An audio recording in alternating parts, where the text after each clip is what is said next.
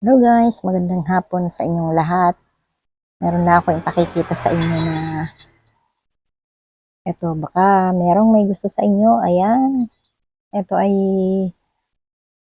sa tanda ko, ito ay mga 5 years or 7 years nang nakatabi.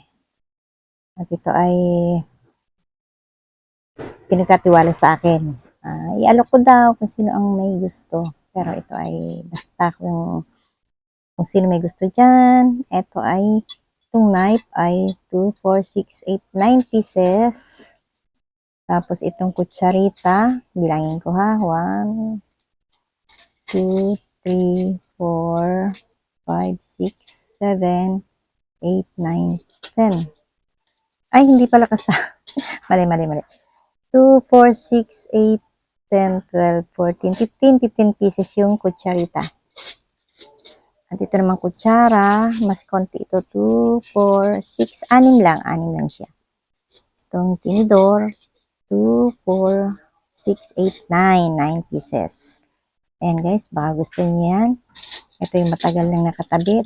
Ito i-dispose na. Pwede siyang pang regalo. Pwedeng gamitin pang araw-araw. Ang ganda niya guys. So, tingnan niyo. Oh. Diba? Ang ganda ng pagkakagawa at talagang ano siya, matigas siya. Ayan. Ito namang knife. Ayan.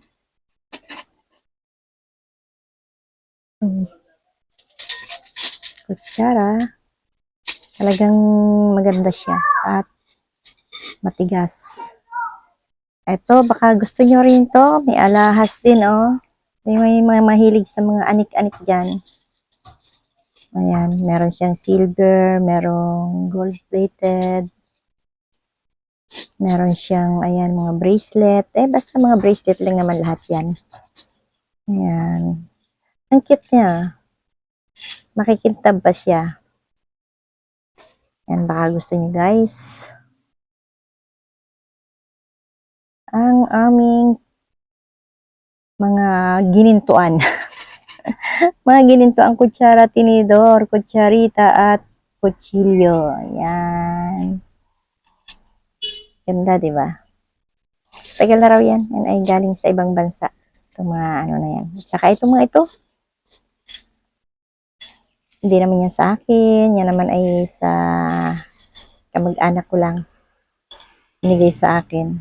Ayan na guys. Maraming salamat sa inyo. At napakayaman ko ngayon. Puro ako ginto. Kung gusto nyo, ayan, oh. Bye-bye. Salamat.